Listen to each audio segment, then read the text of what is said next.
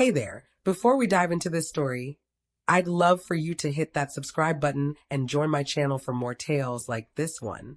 My name's Lila. I'm 32, the elder twin by a mere 6 minutes. My whole life, I've mastered the art of fading into the background next to my brother, Ethan.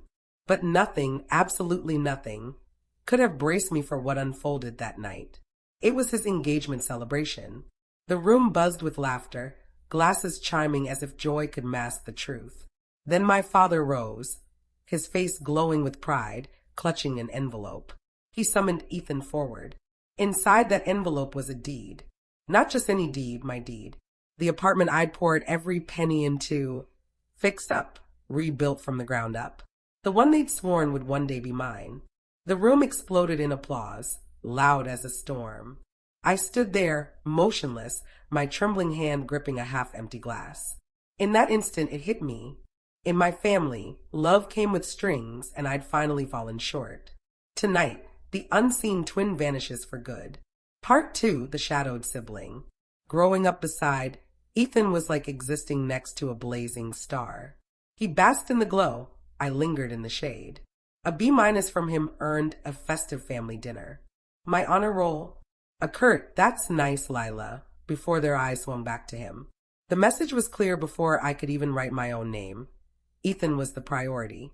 I was the spare.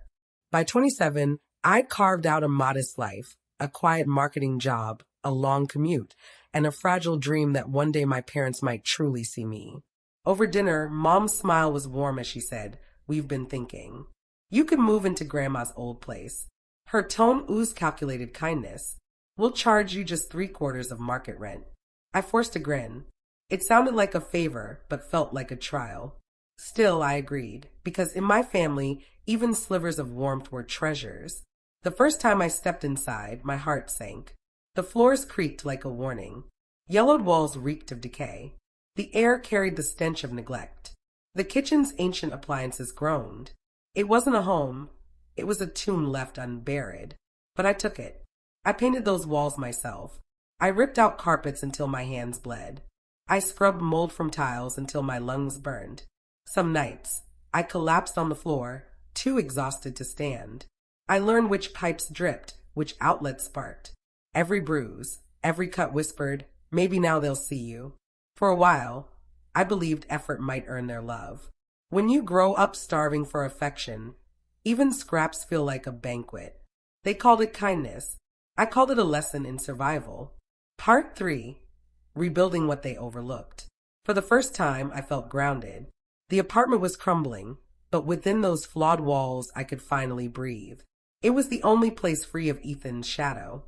Every paycheck, I saved a little more for paint, tools, new fixtures, things my parents never noticed but mattered deeply to me.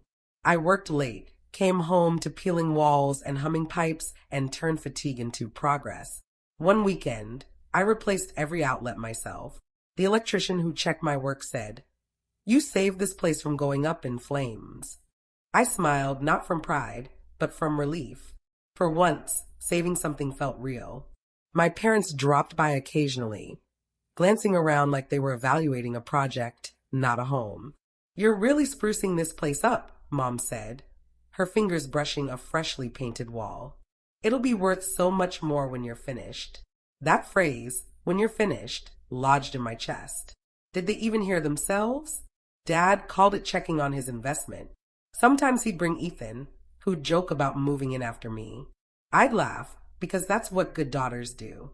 But quietly, I started keeping receipts. Every paint can, every appliance, every contractor bill with my name on it. Then came the day they sat on my couch, their faces heavy with that rehearsed parental sorrow. "Lila, the bank's threatening foreclosure," Mom said softly. "We owe $30,000. We can't lose this place," Dad chimed in. "Think of it as an investment. This apartment will be yours someday." Someday. That word had dangled over me since childhood. Always one sacrifice away. But I believed them because they were my parents. Because I wanted to. I wired the money that week, every cent I'd saved. My hand shook as I hit send. It felt like buying love at a discount. But I told myself this was different. This time, I wasn't the afterthought. This time I was chosen. For a few weeks, I let myself believe it. They smiled when they saw me. Dad even said, "We're proud of you, Lila," words I'd waited 30 years to hear. The next month, things seemed normal. No talk of debt, no talk of the future, just silence. But silence isn't always peace. Sometimes it's the sound of a trap snapping shut. I kept every receipt. I just hadn't used them yet. Part 4, the public betrayal. 2 weeks later, Ethan called me at work, his voice brimming with excitement. "Claire and I are engaged. You're coming to the party, right?" I smiled into the phone. Of course I'd be there. He was still my brother. The night of the party glowed warm and golden. Laughter flowed through Clara's parents' home like sparkling wine. Everyone looked flawless, glasses raised, music soft, lights gentle. For a moment, I let myself feel joy for him. Then my father cleared his throat. "May I have your attention?" The room hushed. Mom's hand rested on his arm, her smile polished and practiced. "Diane and I have a special gift for Ethan," Dad said, to kick off his new chapter. He pulled an envelope from his jacket. Ethan's grin hinted he already knew. My stomach twisted before my mind caught up. Dad handed him the papers. Ethan unfolded them, eyes gleaming. "The deed," he said, voice cracking. "You're giving us the apartment." Dad nodded, proud. "It's time, son. You've earned it." Applause roared like a tidal wave. The sound crashed over me, glasses clinking, laughter swelling. Someone shouted, "That's amazing." Mom glowed. Claire's parents hugged her. And I stood frozen, half glass, half ghost. My apartment, the one I'd bled for, paid for, transformed from ruin to refuge. The one I'd saved with $30,000 I no longer had. I tried to breathe, but the air was thick with perfume and deceit. My Aunt Beatrice's voice cut through. "Wait, isn't that Lila's apartment?" The laughter stumbled. Every eye turned to me, curious, pitying, confused. The chandelier's light caught the tears I refused to let spill. Dad didn't waver. "Lila's been staying there for years. It's time she moves on." Mom added, "We've been generous enough," as if I were a guest who'd overstayed. Heat surged in my throat. I wanted to scream, to tell them I'd paid rent every month, rebuilt every corner, saved it when they couldn't. But 30 years of practiced silence held my voice captive. Ethan hugged Dad, whispering thank you. Mom kissed his cheek. The crowd cheered louder. And I stood there, invisible in the open. I left before dessert. No goodbyes, no explanations, just headlights, tears, and the dawning truth that the family I'd fought to belong to had just erased me from my own life. They took my home. I gave myself permission. They thought silence shattered me. They didn't know what silence had been forging. Part 5, The Reckoning. That night, I drove home in quiet. Somewhere between the applause and the tears, something in me broke, not loudly, but cleanly, like a taut string snapping. No music, no sobs, just the echo of that applause ringing in my mind. When I unlocked the door, I didn't see an apartment anymore. I saw proof. 5 years of evidence, paint cans, invoices, receipts, sweat woven into the walls. They thought they could erase me, so I decided to show them what erasure looked like. I called my friend Nora. "Can I crash with you for a bit?" "Of course," she said. "What happened?" "Later," I replied. "I just need space and a moving truck." By morning, I had a plan. Sharp, relentless, perfect. I started with the appliances. Every dishwasher hum, every fridge buzz. I'd paid for them all. I called the service company. "Disconnect everything. Take it all." The technician paused. "Ma'am, that'll leave the place bare." "That's the goal," I said. They arrived at 9 a.m., unplugged the stove, hauled out the fridge, unscrewed every light fixture I'd installed. The hum of drills was my symphony, the sound of reclaiming my power. Next, the floors, the laminate I'd laid, plank by plank with my own money. They peeled it up, revealing the old, stained carpet beneath, brittle, forgotten, just like their version of me. By dusk, the apartment looked as it had when I arrived, broken, empty, unloved. Perfect. The movers came next. Furniture, boxes, tools gone. I left only dust and echoes.